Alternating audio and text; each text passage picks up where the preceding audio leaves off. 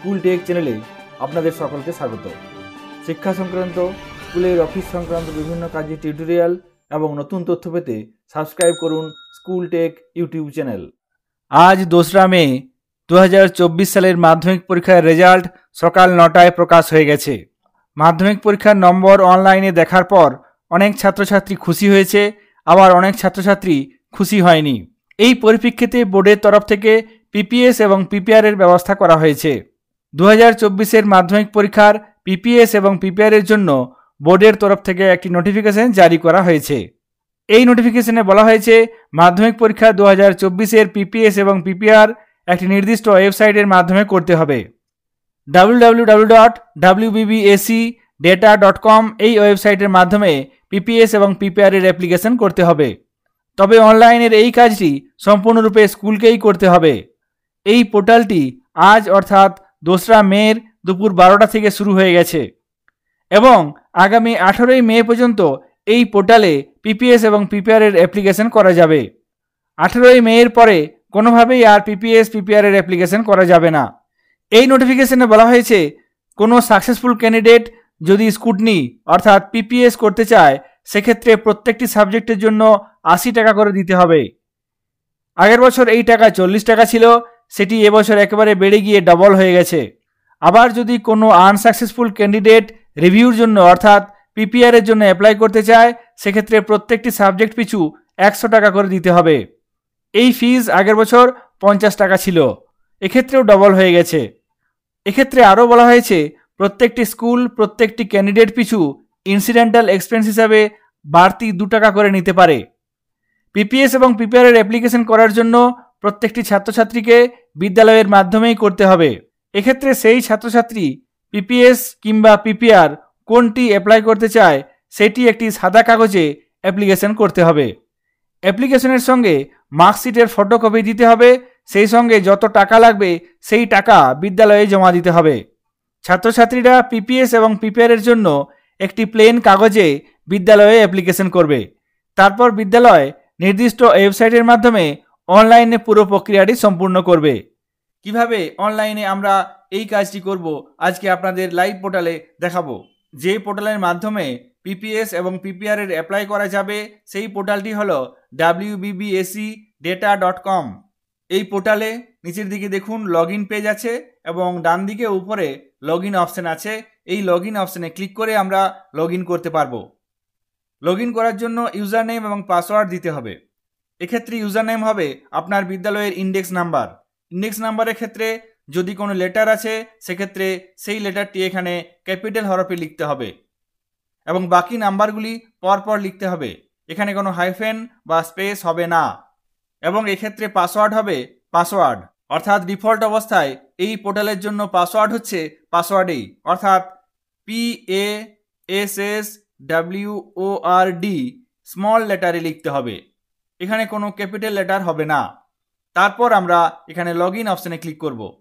Login অপশনে click করলেই এখানে একটি আপডেট প্রোফাইল পেজ খুলে যাবে যেখানে আপনাকে বিদ্যালয়ের প্রধানের নাম, ইমেল অ্যাড্রেস এবং ফোন নাম্বার দিতে হবে। এখানে আমি সমস্ত ডেটা দিয়ে দিলাম। তারপর এখানে সেভ অপশনে ক্লিক করব। সঙ্গে সঙ্গে দেখুন এখানে একটি রিসেট পাসওয়ার্ডের পেজ ওপেন হয়ে গেছে। এখানে আপনাকে নতুন একটি পাসওয়ার্ড বানিয়ে নিতে হবে। এখানে আছে ওল্ড পাসওয়ার্ড অর্থাৎ ওল্ড পাসওয়ার্ড বলতে আমরা PASSWORD এটি লিখে দেব। তারপর নিউ পাসওয়ার্ড, এখানে আপনাকে একটি পাসওয়ার্ড বানিয়ে নিতে হবে। এই নতুন পাসওয়ার্ড বানানোর ক্ষেত্রে কমপক্ষে 8টি ডিজিট নিতে হবে, যেক্ষেত্রে নাম্বার, লেটার এবং প্রয়োজনে স্পেশাল ক্যারেক্টার দিতে পারবেন। এখানে আমি ওল্ড পাসওয়ার্ড দিলাম, তারপর নিউ পাসওয়ার্ড বানিয়ে এখানে রিসেট পাসওয়ার্ড অপশনে ক্লিক করব।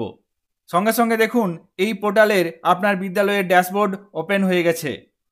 এক্ষেত্রে 2024 সালে যে সমস্ত মাধ্যমিক পরীক্ষার্থী পরীক্ষা দিয়েছিল তাদের এখানে নাম চলে আসবে। যারা পরীক্ষায় পাস করেছে তাদের জন্য এখানে পিপিএস দেখাবে, আর যারা পরীক্ষায় ফেল করেছে সেক্ষেত্রে তাদের জন্য এখানে পিপিআর শো করবে। আপনি যে ক্যান্ডিডেটের জন্য পিপিএস কিংবা পিপিআর অ্যাপ্লাই করতে চান সেক্ষেত্রে সেই ক্যান্ডিডেটের পাশে পিপিআর বা পিপিএস ঘরটিতে ক্লিক করতে হবে। এক্ষেত্রে আনসাকসেসফুল হলে পিপিআর দেখাবে এবং সাকসেসফুল হলে পিপিএস দেখাবে এবং যে সমস্ত ক্যান্ডিডেট ফেল হয়েছে তারা পিপিআর করতে পারবে। এক্ষেত্রে পিপিআর করার জন্য এই অপশানটিতে ক্লিক করব। পিপিআর করার জন্য এখানে সাবজেক্ট পিছু 100 টাকা করে লাগবে। যে সাবজেক্টের জন্য পিপিআর করতে চায় সেক্ষেত্রে সেই সাবজেক্টের পাশে এই বক্সটিতে ক্লিক করতে হবে। এখানে আমি দুটো সাবজেক্ট ক্লিক করলাম, অর্থাৎ দুটো সাবজেক্টের জন্য 200 টাকা লাগবে। এক্ষেত্রে দেখুন টোটাল 200 টাকা। এই দুটো সিলেক্ট করার পর নিচে এখানে সাবমিট অপশানে ক্লিক করতে পারবেন। যদি কোনো ক্যান্ডিডেট সব বিষয়ের জন্য পিপিআর বা পিপিএস করতে চায় সেক্ষেত্রে এখানে সব বিষয়গুলি সিলেক্ট করতে হবে, তারপর নিচে সাবমিট অপশানে ক্লিক করতে হবে। এক্ষেত্রে সাবজেক্ট পিছু পিপিআর এর জন্য 100 টাকা করে লাগবে। যদি পিপিএস করতে চান সেক্ষেত্রে আপনাদের দেখাবো। এক্ষেত্রে দেখুন পিপিএস করার জন্য সাবজেক্ট পিছু 80 টাকা করে লাগবে।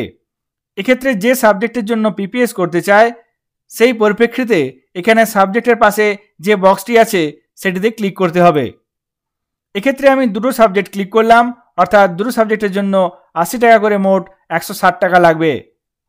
সমস্ত কাজ হয়ে গেলে তারপর এখানে সাবমিট ফাইনাল ডাটা এই অপশানটিতে ক্লিক করে এটি ফাইনালাইজড করতে হবে। তার আগে ভালো করে প্রত্যেকটি ডেটা চেক করে নেবেন, কারণ একবার সাবমিট হয়ে গেলে আর কোনোভাবেই পরিবর্তন করা যাবে না। সাবমিট করার পর এই পেজটি খুলে যাবে, যেক্ষেত্রে আপনি এখানে দুটি অপশান পাবেন, একটি প্রসিড এবং একটি ডাউনলোড রিপোর্ট। পিপিএস পিপিআর এর জন্য যে অনলাইনে কাজটি করলেন সেই সংক্রান্ত রিপোর্ট আপনি এই অপশানে ক্লিক করে ডাউনলোড করে রাখতে পারবেন অফিস রেকর্ডের জন্য। তারপর এখানে আপনাকে বাঁদিকে এই সবুজ রঙের প্রসিড অপশানটিতে ক্লিক করতে হবে। প্রসিড অপশানে ক্লিক করলেই এখানে ডাউনলোড চালান এই পেজটি খুলে যাবে, যেখানে দুটি অপশান আছে, একটি এসবিআই এবং আদার দেন এসবিআই। আপনি যদি স্টেট ব্যাংকের চালান জমা করতে চান সেক্ষেত্রে স্টেট ব্যাংকের এখানে অপশানটিতে ক্লিক করে চালান ডাউনলোড করতে হবে, এবং স্টেট ব্যাংক ছাড়া অন্য কোনো ব্যাংকে চালান জমা করার জন্য আদার দেন এসবিআই এই অপশানটিতে ক্লিক করে চালান ডাউনলোড করতে হবে। ডাউনলোড করার পর আপনারা প্রিন্টারের মাধ্যমে এই চালানটি প্রিন্ট করে নেবেন এবং নির্দিষ্ট ব্যাংকে গিয়ে টাকা জমা করে আসবেন। টাকা জমা করে আসার পর ব্যাংকের স্ট্যাম্প দেওয়া সেই চালানটি স্ক্যান করতে হবে এবং স্ক্যান করে পিডিএফ অথবা জেপিজি ফরম্যাটে বানিয়ে নিতে হবে। এক্ষেত্রে সাইজ অবশ্যই 100 কেবির মধ্যে রাখবেন। চালান জমা করে আসার পর পুনরায় এই পোর্টালে লগ ইন করতে হবে। তারপর এখানে ফিজ জমা করার অপশানে গিয়ে এখানে অ্যামাউন্ট লিখতে হবে, তারপর তারিখ লিখতে হবে এবং ট্রানজ্যাকশন আইডি এখানে লিখতে হবে। তারপর আছে এখানে স্ক্যান চালান, অর্থাৎ এই চুজ ফাইল অপশানে গিয়ে আপনার কম্পিউটারে সেভ করা যে চালানটি আছে, টাকা জমা করা চালানটি, সেই টাকা জমা করা চালানটি এখানে সিলেক্ট করে নিতে হবে এবং আপলোড করতে হবে। তারপর এখানে টিক বক্সে টিক দিয়ে এখানে সাবমিট অপশানে ক্লিক করতে হবে। তাহলে এই চালানটি এখানে সাবমিট হয়ে যাবে। সাবমিট অপশানে ক্লিক করলে সঙ্গে সঙ্গে একটি মেসেজ আসবে, congratulations, your application has been submitted successfully.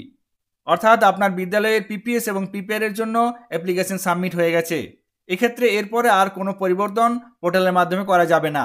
আপনারা এইভাবে ছাত্রছাত্রীদের পিপিএস পিপিআর এর অ্যাপ্লিকেশনের কাজটি অনলাইন মাধ্যমে করুন। কীভাবে পিপিএস পিপিআর অনলাইন মাধ্যমে কাজটি করতে হবে আপনাদের সাথে শেয়ার করলাম।